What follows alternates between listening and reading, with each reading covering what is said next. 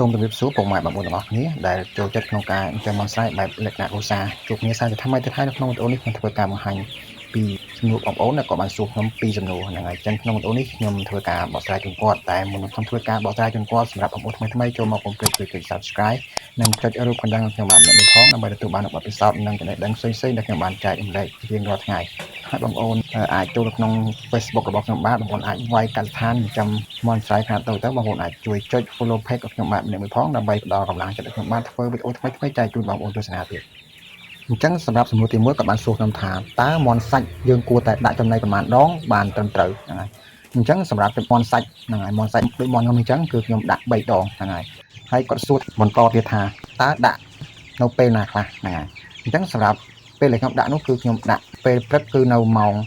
6ទៅ6កន្លះនេះសម្រាប់ពេលព្រឹកហើយពេលថ្ងៃត្រង់ខ្ញុំដាក់នៅម៉ោង11កន្លះទៅម៉ោង12ហ្នឹងហើយចន្លោះហ្នឹងហើយសម្រាប់ពេលល្ងាចខ្ញុំដាក់ម៉ោង4កន្លះទៅដល់ម៉ោង5ហ្នឹងហើយចន្លោះហ្នឹងអញ្ចឹងសម្រាប់ចម្លើយគឺខ្ញុំដាក់3ពេលអញ្ចឹង3ពេលហ្នឹងហើយអញ្ចឹងគឺ3ពេលហ្នឹងគឺល្អបំផុតហើយសម្រាប់បងប្អូនដាក់2ពេលក៏អត់ខុសដែរក៏ប៉ុន្តែបងប្អូនត្រូវដាក់ភាគរយឲ្យបានត្រឹមត្រូវហ្នឹងហើយអញ្ចឹងសម្រាប់ពេលព្រឹកយើងដាក់50%ទៅហ្នឹងហើយធម្មតាពេលព្រឹកគឺមន់វាស្រេកឃ្លៀងខ្លាំងហ្នឹងហើយដាក់50ទៅហើយសម្រាប់ពេលថ្ងៃបងប្អូនដាក់20%បានហើយគឺដាក់តិចជាងពេលព្រឹកហ្នឹងហើយបន្ទាប់មកពេលល្ងាចបងប្អូនដាក់30%អញ្ចឹងបូកគ្នាទាំង3ពេលហ្នឹងវាគ្រប់100%ហើយនេះសម្រាប់បងប្អូនដែលគាត់ដាក់3ពេលតែសម្រាប់បងប្អូនដែលគាត់ដាក់2ពេលបងប្អូនគួរតែដាក់ម៉ោង6កន្លះហ្នឹង50%ទៅហើយសម្រាប់បងប្អូនដាក់មួយពេលទៀតគឺពេលល្ងាចហ្នឹងបងប្អូនកុំចាំវាល្ងាចពេកបងប្អូនដាក់ម៉ោង3ទៅម៉ោង4កន្លះទៅអញ្ចឹងបងប្អូនដាក់50ទៅគឺវាគ្រប់100%ដូចគ្នាហើយបងប្អូនត្រូវតែជ្រើសរើស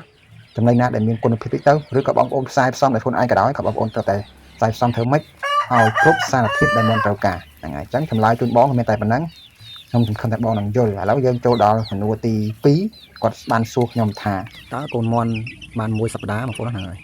ងហើយវារាកជាប់ពូតថាតើព្យាបាលយ៉ាងម៉េចហើយវាបណ្ដាលមកពីកត្តាអ្វីអញ្ចឹងសម្រាប់វីដេអូនេះខ្ញុំធ្វើការបង្ហាញបងប្អូនដែលគាត់មិនទាន់បានដឹងអញ្ចឹងបងប្អូនហ្នឹង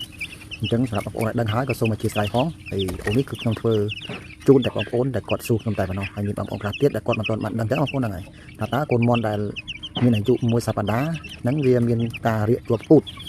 ឬក៏ស្វិតជើងហ្នឹងអញ្ចឹងមានមន់ខ្លះវាស្វិតជើងថាតើបណ្ដាលមកពីអ្វីហ្នឹងហើយអញ្ចឹងក្នុងវីដេអូនេះខ្ញុំធ្វើការបង្ហាញបងប្អូនហ្នឹងហើយសម្រាប់បងប្អូនដែលគាត់មិនទាន់បានដឹងហ្នឹងហើយអញ្ចឹងសម្រាប់កូនមន់ដែលមានអាយុចាប់ពី1សប្តាហ៍2សប្តាហ៍ហ្នឹងហើយតែមានមន់ខ្លះក្រោមហ្នឹងចឹងទៅ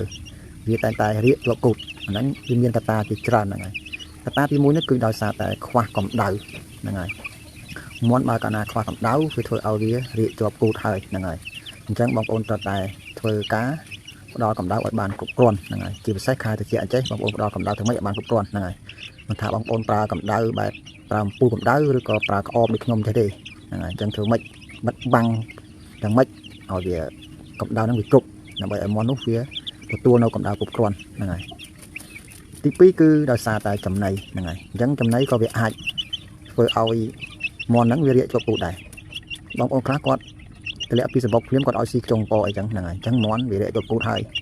យមួយទៀតនោះគឺបណ្ដាលមកពីអាកាសធាតុមានការប្រែប្រួលហ្នឹងហើយជាពិសេសកូនមន់តែម្ដងបើកាលណាវាមានអាកាសធាតុប្រែប្រួលអញ្ចឹងធ្វើឲ្យវានោះរាកជាប់ពូតហើយវាបាត់បែនតាមអាកាសធាតុអត់ទាន់ទេហ្នឹងហើយអញ្ចឹងវិធីការពារនិងវិធ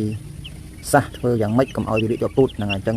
ខ្ញុំបានបង្ហាញខ្លះពីតាមអញ្ចឹងគឺដល់កម្ដៅឲ្យបានគ្រប់គ្រាន់ហ្នឹងហើយជ្រើសរើសចំណីណាដែលមានគុណភាពតិចទៅបងប្អូនកុំគិតថា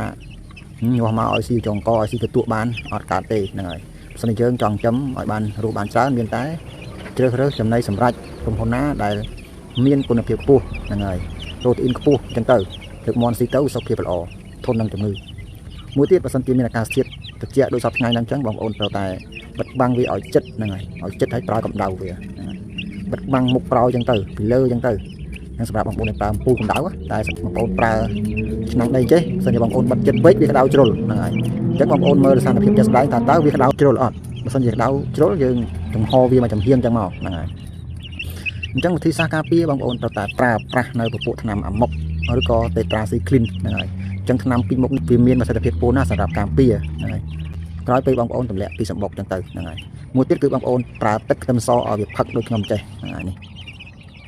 បងប្អូនឃើញហើយទឹកខ្ទឹមសត្រាំអញ្ចឹងមកឲ្យវាផឹករហូតហ្នឹងហើយគឺរហូតចាប់ពីមួយថ្ងៃ ហូតដល់1សប្តាហ៍2សប្តាហ៍3សប្តាហ៍ហ្នឹងហើយតើដាក់ថ្នាំនៅពេលណាបងប្អូនដាក់ថ្នាំនៅពេលព្រឹកបងប្អូនណានៅពេលព្រឹកនៅពេលវាផឹកអស់យើងដាក់ខ្ទឹមសនេះឲ្យវាផឹកបន្តទៀតហ្នឹងហើយអញ្ចឹងនេះជាវិធីសាស្ត្រសម្រាប់ការពារកុំឲ្យមាន់នោះវារាកជាប់ពូតហ្នឹងហើយរាកជាប់ពូតនេះគឺជាជំងឺមួយរលាកពោះវៀនតូចពោះវៀនធំរបស់វាបងប្អូនហ្នឹងហើយ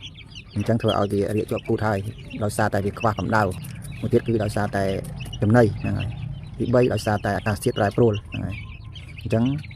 ថ្នាំដែលដាក់ការពារឬព្យាបាលនោះមានតែអាមុកឬក៏ទេត្រាស៊ីក្លីនថ្នាំរបស់មនុស្សក៏បានថ្នាំសត្វមាន់ក៏បានដែរបងប្អូនដាក់ឲ្យវាផឹកទៅការពារ3ថ្ងៃដល់5ថ្ងៃសម្រាប់ព្យាបាលពី5ថ្ងៃទៅដល់1សប្តាហ៍ហ្នឹងហើយពេលថ្ងៃពេលអីចេះបងប្អូនដាក់ក្រោយពេលបងប្អូនដាក់ថ្នាំឲ្យផឹកអស់បងប្អូនដាក់ខ្ទឹមសឲ្យវាផឹកបែបនេះហ្នឹងហើយអញ្ចឹងវីដេអូនេះបង្ហាញបងប្អូនតែប៉ុណ្្នឹងទេកុំឲ្យវីដេអូនេះកាន់តែវែងពេកអញ្ចឹងបងប្អូនហ្នឹងហើយអញ្ចឹងសម្រាប់បងប្អូនថ្មីចូលមកកុំភ្លេចជួយចុច Subscribe និងចុចរូបកណ្ដឹងឲ្យខ្ញុំបានម្នាក់មួយផងដើម្បីទទួលបានបទពិសោធន៍និងចំណេះដឹងផ្សេងៗដែលខ្ញុំបានចែកម្លែកជារៀងរាល់ថ្ងៃខ្ញុំចង់ក្រោយសូមអរគុណនិងសូមជម្រាបលា